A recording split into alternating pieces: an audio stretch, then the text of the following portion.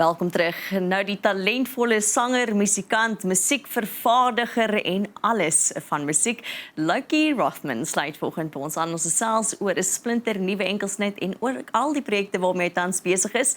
Goeiemôre Loki. Môre, hoe gaan dit? Goed en self. Lekker, dankie. Hoorie, ek wil vir jou vra wanneer rus jy? Want as mens so kyk op jou sosiale media en jou video's wat maak en dan praat jy net van hierdie week en dan hierdie week is jy op 500 verskillende plekke met 300 verskillende projekte.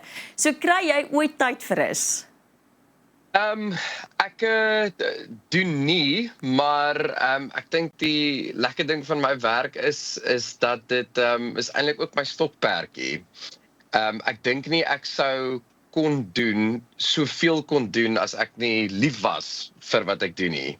So dit is die enigste manier om al hierdie projekte en al hierdie goed op dieselfde tyd te doen, want ek werk in my aftyd pretty much ook.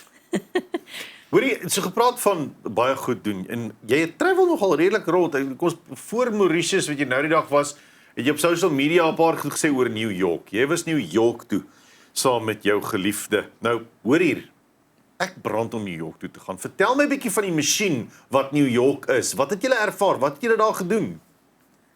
So, ek het hier is nou nogal 'n storie wat teruggaan na 2017 toe. Baie snaaks genoeg, ek het op 'n ou se Instagram vir 'n vraag gevra. 'n tegniese vraag oor ek het gesien hy's ook 'n composer en hy het 'n studio. En ons het toe aanlyn begin skryf. Ek het toe uitgevind hy het toe in kontak met my gekom en gesê hy hou van my werk en dit is toe 'n komponis by die naam van Greg O'Connor. Hy is 'n Emmy Award winning songwriter, hy het al 'n klomp goed gedoen. Jy weet, lewe die hele Los Angeles droom.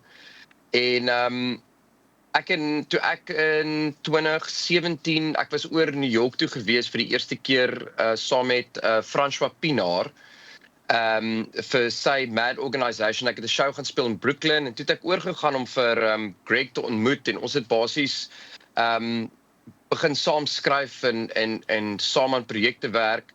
En ek het toe goed bevriend met hom geraak en hy het onlangs getrou en ons het die troue bygewoon. Ek het actually die instapsong vir hulle gespeel. So dit was die rede vir die trip New York toe. Die masjien wat New York is dis groot, dit is nogal besig, obviously. Daar's net te veel goed om te doen daar. Ek dink jy kan dit. Ek bedoel, ons was 2 weke oor gewees. Jy kan nie alles sien in 2 weke nie. En mens moet maar so half jou pad vooraf beplan, as ek raad kan gee vir enigiemand wat dink aan om soontoe te gaan. Ek dink daar is baie tourist traps en ek jy weet mens wil maar gaan na plekke toe wat jy meer ek wil amper sê die local lewe kan uitcheck. So ja, en ek het natuurlik 'n klomp gitaarwinkels ook ingevaar daarso.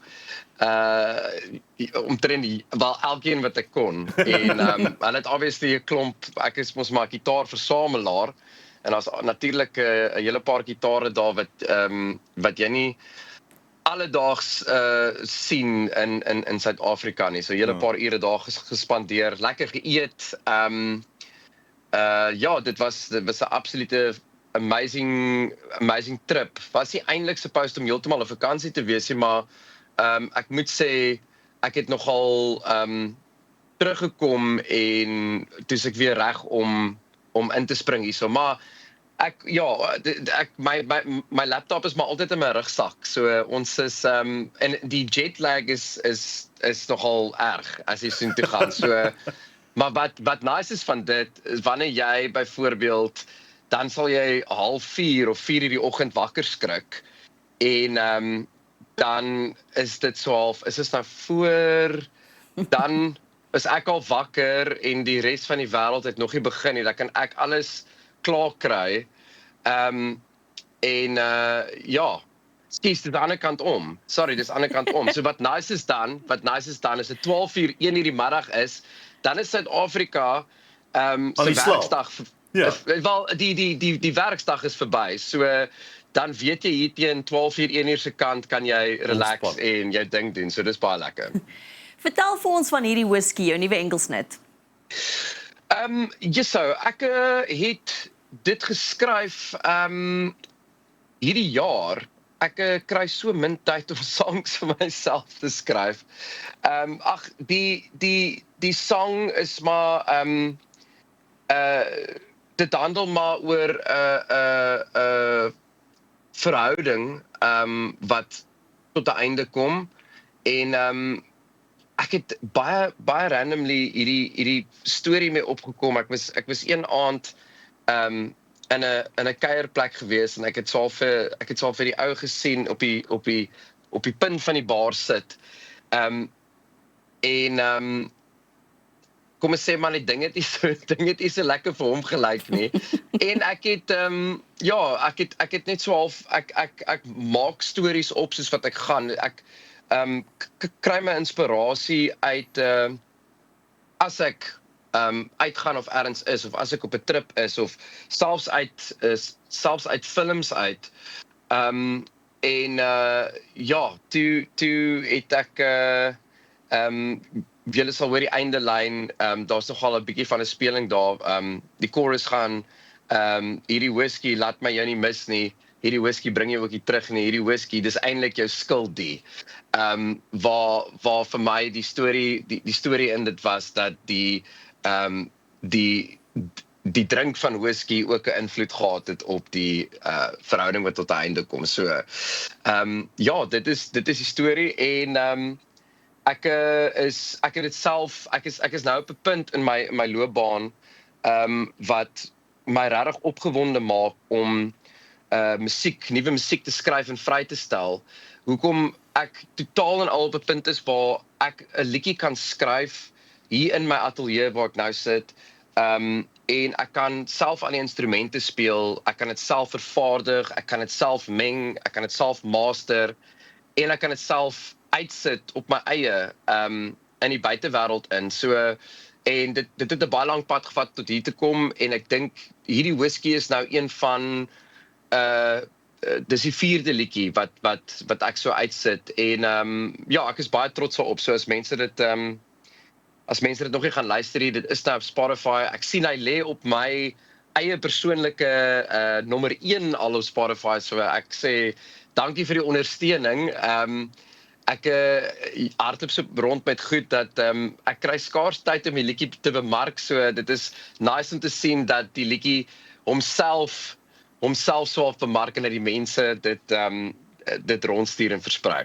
Loukie, 'n musiekvervaardiger deesdae, mense wil amper sê musiekvervaardigers is soos wat dirigente vir filharmoniese orkeste is, nie? In die digitale musiekwêreld deesdae. Dis 'n lekker plek om te wees om al die elemente van musiek te kan hanteer en jou kunsvorm as 'n pakket aan te bied, in totale beheer, né?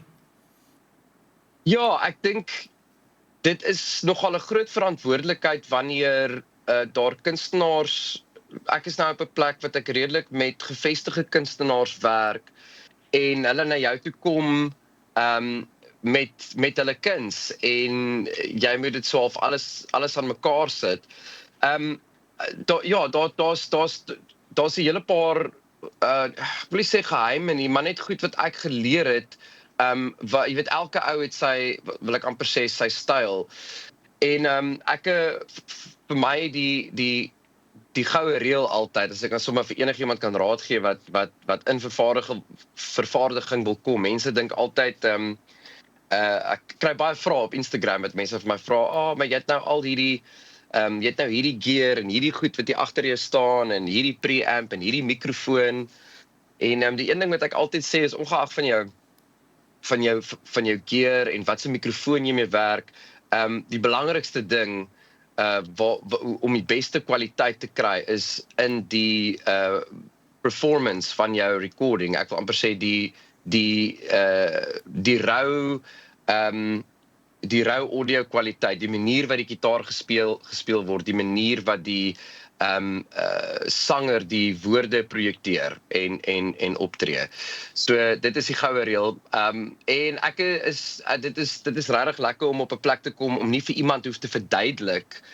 Ek het swaar 'n visie in my kop of ek hoor iets in my kop en dit is altyd vir my die frustrasie ek dink om vir mense vir ander vervaardigers te verduidelik wat ek wil hê uit die speakers uit moet kom.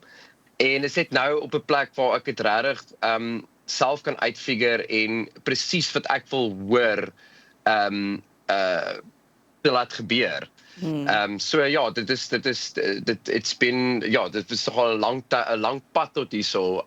Maar ek is excited om ek kry min tyd om my eie musiek te vry te stel, maar ek is opgewonde om meer van my eie goed te doen soos vir die jaar verder gaan. Loukie, ons is ook opgewonde oor die feit dat jy nou nuwe enkelsnitte bly vrystel en aanhou kuns maak en die kuns wat jy ook saam met ander mense maak. Dankie vir die saamgesels vanoggend. Baie dankie, ek waardeer dit.